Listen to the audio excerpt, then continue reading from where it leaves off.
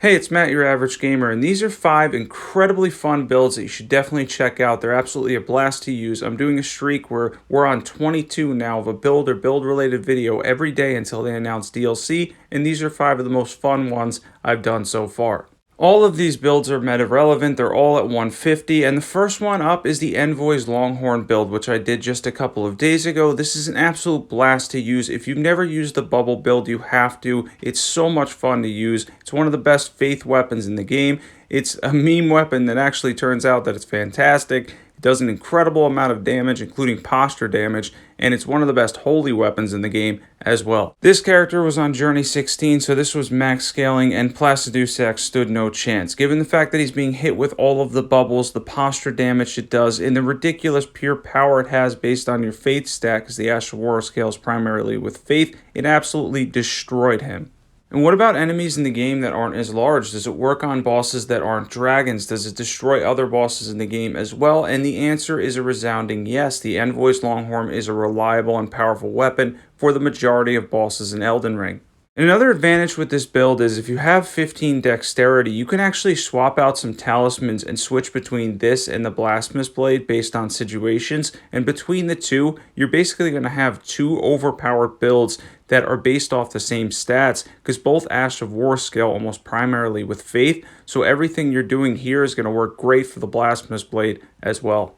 Yeah, this is a fun one. This was always going to make the list. This is still one of my favorite builds, and honestly, it's one of the most fun to use in general. Let's get into equipment. For equipment, we have the Envoy's Longhorn plus 10. Any seal will do. The Envoy's Crown is like another Shard of Alexander because it'll boost this by 15%. Ritual Swords Talisman, Shard of Alexander. We have the Sacred Scorpion Charm for the holy damage boost. Dragon Crest, preferably the Great Shield. And then we have the Holy Tier as well. Now, before we get into stats here, if you're not subbed, definitely sub to this channel if you love overpowered PvE builds. We've been doing one build or build-related video every day until they announce DLC. It's been an absolute blast so far, so definitely hit that sub button. And for stats, look at this. It's all faith. I mean, really, everything is based off of faith, which means you can also do a ton of incantations with this build too and mix everything up. The holy damage is really just scaling purely off faith. The Ash of War scale is almost entirely off of faith, so as long as you have an incredibly high faith stat, you're going to do ridiculous damage with the bubbles. And next up, we have the Dragonscale Blade. Well, the Dragonscale Blade is cool, of course, not just because it's a katana and it's fun. It's cool because the Ash of War is literally called Ice Lightning Sword. Anything that's called Ice Lightning Sword is bound to be fun. Let's be real about this. It adds frost to the weapon. It does lightning damage. Also, I believe adds lightning damage to the weapon as well. It's really powerful to use and buff up. You can add some consecutive attacks in the Shard of Alexander to it, and it's a blast to use. And then if you really want to have fun with it, you can put the Rivers of Blood in your offhand, because this is primarily a dex weapon. Add a little bit of Arcane, get some bleed in, and then you have the Fire to on-proc the Frost as well. Yeah, this one is an absolute blast to use. It's really fun. It does a little bit of posture damage, as you can see here as well, which is obviously hard to come by these days. But overall, this is a fantastic katana that has a lot of firepower, and if buffed correctly, it's a lot of fun to use.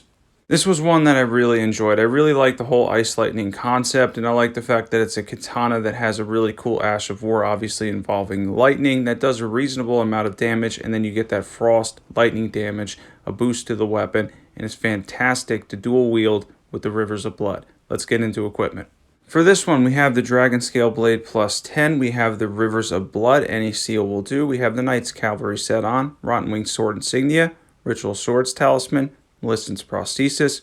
Shard of Alexander. Then you can use the consecutive attack tier and then the faith tier for buffs as well. Now this one can be done at 150 simply by changing stats around a little bit. You don't need that much dexterity. You can drop it down to 50, and then you can use the faith tier to save you another 10 levels, which drops you back to 160 and move points around after that. Very doable at 150. This just happens to be on one of the 3 characters I have that happens to be over 150. I have actually, I think, 7 characters. Actually, 4 are over 150, and then 3 are at 150 for the purpose of YouTube. This character ended up being the one that was 190 I did this build on. But as you can see here, the main focus is dexterity. If you want to use the Rivers of Blood in your offhand, you need Arcane too. Next up is a fantastically fun build. It's in the fact that it's incredibly aesthetically pleasing, is Morgott's Cursed Sword. One of the coolest Ashes of War, in my opinion, in the game. An interesting and unique bleed weapon to use, and it's really fun to get used to and use one of the coolest looking Ashes of War in Elden Ring. This Ash of War will do bleed along with fire damage, and it's just powerful in general. It can be buffed up a little bit. Even at 150, we're able to turn it into a powerful build. In the main video for this, I take on the Godskin duo, and it does substantial damage to them. For the purpose of this video, though, I wanted to do a little bit of a shorter clip. So I just threw in this tree avatar, but yeah, the main video, I think it was the Godskin duo that I took on as the main boss in New Game Plus 7, and they were pretty challenging, but it did do substantial damage, and it can be buffed a lot. The fire damage is great, and the bleed on it is decent as well. And again, one of the more aesthetically pleasing weapon arts. Now let's get into equipment. For equipment, we have Morgott's Cursed Sword plus 10, Dragon Communion Seal, we have the White Mask because we're doing a little bit of bleach, Shard of Alexander, Ritual Swords Talisman, we have Lord of Blood's Exaltation, Fire Scorpion Charm for the fire damage, and then the Fire tier is really good for this as well. You can use the Faith tier as well for buffs if you want to do Flame Grant Me Strength and Golden Vow. Both those will boost this by a total of around 35 to 55% because it does fire damage too. You're going to want to buff this because this is one of those weapons where it's quite good. It is good, but it's not overpowered. It's just a lot of fun to use, and the weapon art is really fantastic to use and get used to. Scales very well off of Dexterity and Arcane, so those will be your two primary stats for Morgott's Cursed Sword. Next up is another personal favorite, and that is the Black Knife, Black Blade combo. And this is the combination of the Black Blade incantation and the Black Knife, which percentage damage actually does combo. You can use them, they stack. Debuff doesn't stack, but the percentage damage does stack between the two, which gives us a really powerful, again, holy type incantation where you're going to be using mainly Faith. And once again, it's another Faith build that's an absolute blast to use. But this is a really fun one to try to pull off the combination between the two because it's a little bit challenging, but it has a great payoff in very good damage, and it's very easy to use too and has a decent amount of range. These two are really fun to use together, and obviously you can throw in some other incantations if you choose to as well, but you can continue to stack these two in terms of percentage damage, do a ridiculous amount of damage overall, and obviously, once again, they're really cool to look at. Obviously, the effects are pretty neat too, and overall, the Black Knife and the Black Blade combination is a lot of fun to use. So this character, I believe, was on New Game Plus 7 at the time of this video. I think the character's currently on Journey 16, so it had to be, at least from what I remember. And the percentage damage does really pay off later in the journeys as well because of the fact that it is percentage damage. So the more HP they get, the more it's going to chew off. And other than the really incredibly holy resistant ones, this is a very powerful build to use for the majority of bosses in Elden Ring. Now, before we get into equipment and everything that you're going to need to know for this awesome build, I want to mention once again, if you're not subbed, definitely sub to this channel if you love awesome Elden Ring builds. We've been doing a ton lately. This streak has been incredible. Tomorrow's going to be day 23. Today's day 22 of a build or build-related video every day until they announce DLC. It's been fantastic so far. Ton of builds. It's really been awesome, and I appreciate everybody that's been following to this point. And there's another fun one that does a lot of damage. Now let's get into equipment. And for equipment, we have the Black Knife plus 10, the Black Blade, obviously. We have the Erdtree Seal because it scales fantastically with Faith. You can throw Malachite's armor set because it looks cool. Shard of Alexander, Sacred Scorpion Charm, Ritual Swords Talisman, Dragon Crest. I know it's not the Great Shield, been a running joke on this character. And then we have the Holy tier as well. So for stats, obviously we're once again heavily invested in Faith, and we get to do Golden Vow and Halashiburi to generically boost this up to 40%. That's a big plus there. As far as stats go here, everything obviously is going to be Faith-based, and that includes the Ash of War on the Black Knife. Both the Ash of War on the Black Knife and the Black Blade incantation scale primarily with Faith, so you can just go with high Faith and whatever minimum requirements you need for the weapons that you're using, and you'll be able to use this build, which is an absolute blast.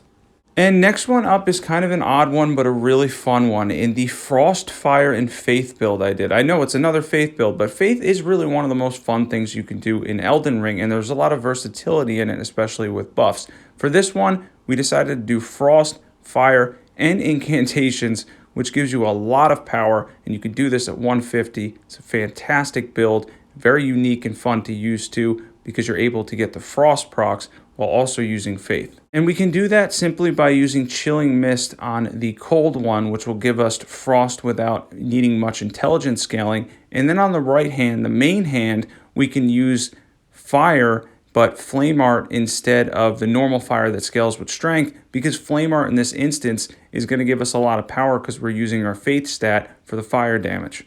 And I know that was a lot to explain. I might have slowed down a little bit there, but you're able to do the whole fire and frost bit while also being able to use incantations, have high faith, and basically turn the build into a fun build of your own where you can use a bunch of incantations and crazy things as well. For me, I liked Black Flame because it put out the frost, but there's a lot of different ones you choose from and use.